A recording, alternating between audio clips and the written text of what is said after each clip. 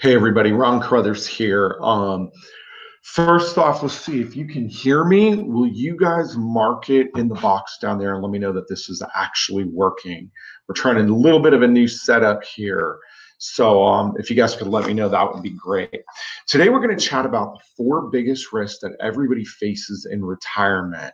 And I think you guys are really going to enjoy it. Even if you're young, even if you're in college, you got to check this out because everybody deals with this. But before we get to that, I will tell you this real quickly that if you need to chat about your situation and anything related to finance, taxes, retirement, college, hit us up.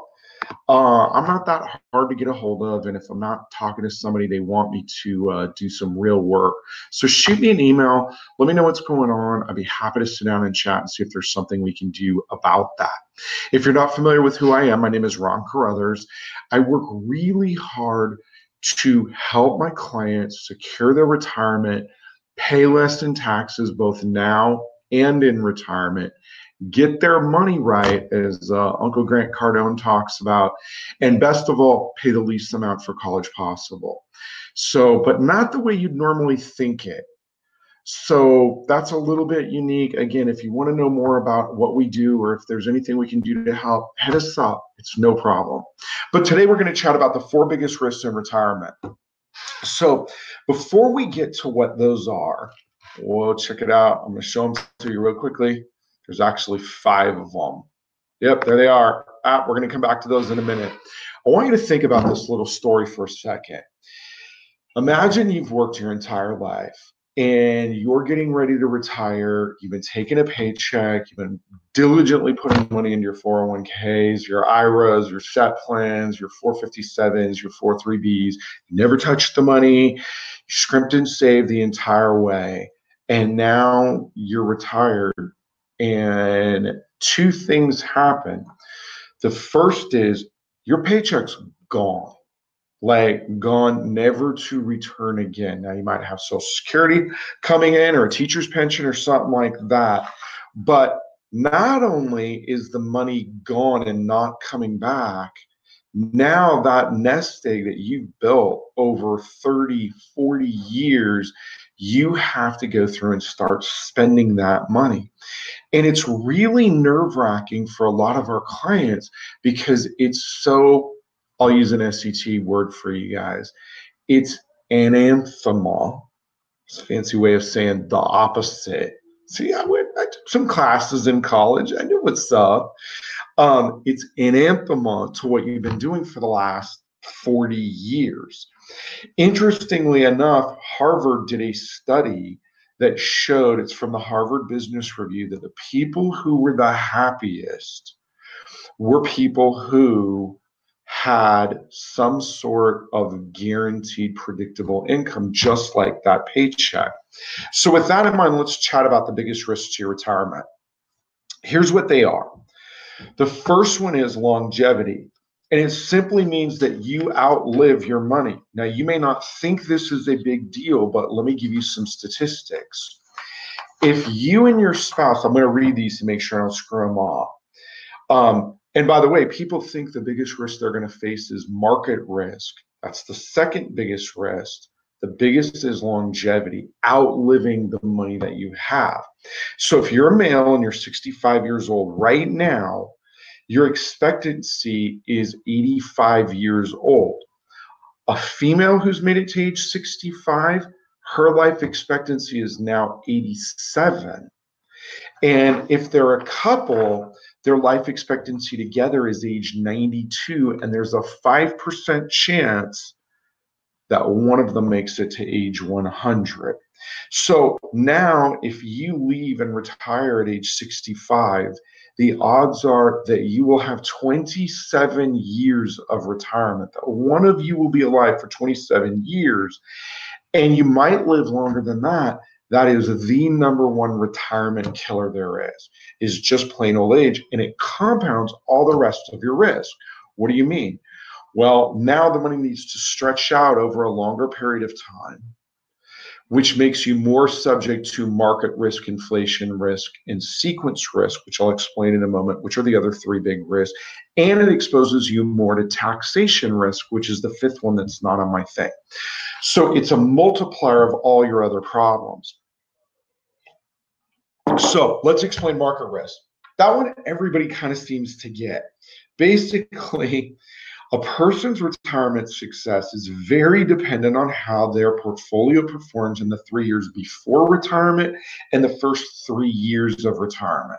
If anything bad happens in there, your chances of having your money last for the rest of your life increase substantially.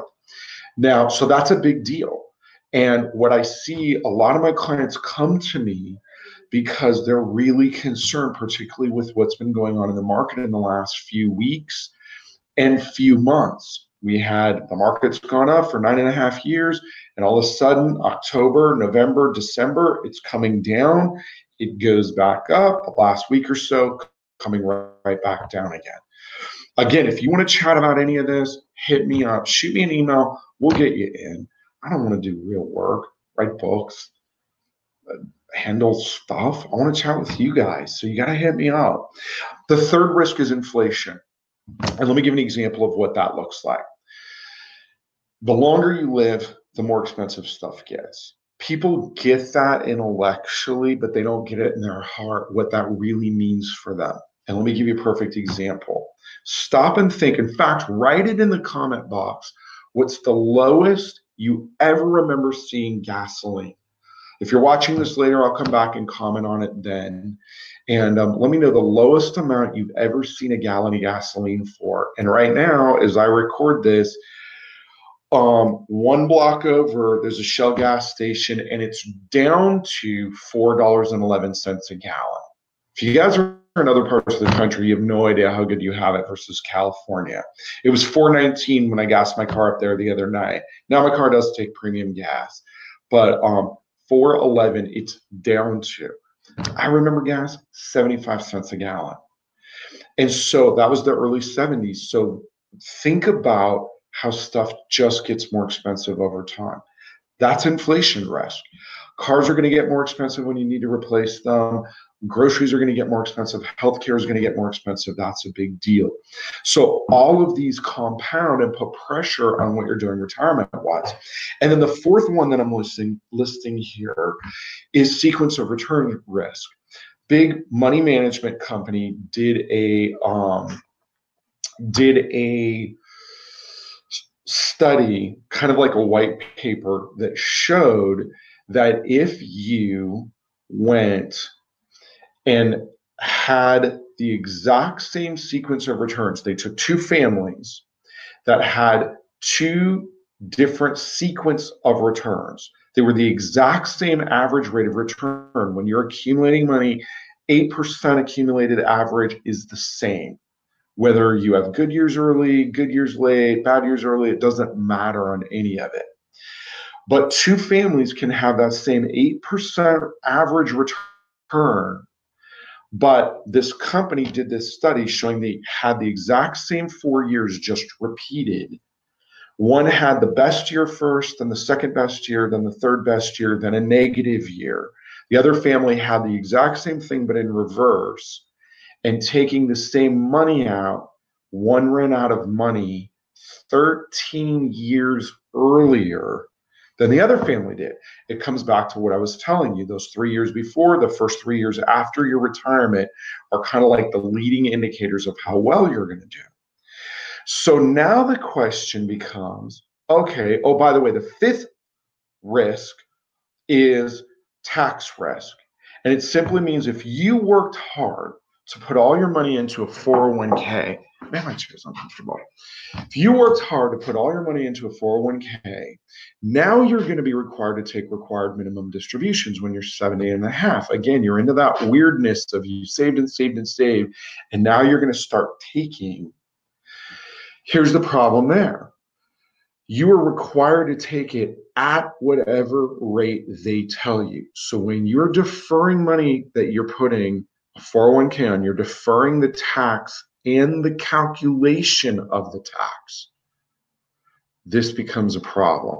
You want to chat about alternatives? Well, I guess that was that. It took my desktop screen right out. Next thing ready here.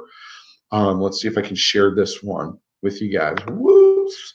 Let me see if we can do this. Will you let me share? Come on, baby. So now taxes, which the government has told us, the young Democrats in Congress have told us they're going to be raising the minute they get into office. That's like the worst sales pitch ever, right?